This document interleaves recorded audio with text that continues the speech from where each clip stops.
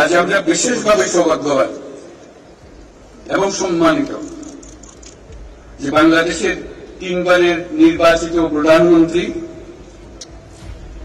বীর মুক্তিযোদ্ধা শহীদ রাষ্ট্রপতি জিয়াউর রহমানের স্ত্রী বেগম খালেদা জিয়া আজ এখানে আমাদের মধ্যে উপস্থিত আছেন।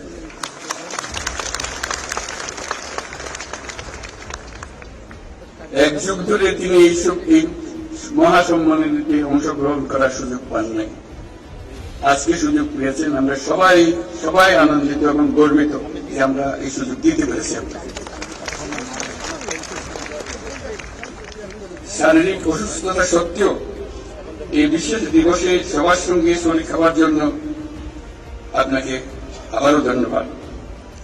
আমরা তার আশু রোগমুক্তি কামনা করছি এবং এই অনুষ্ঠানে বিশেষভাবে স্বাগত জানাচ্ছি।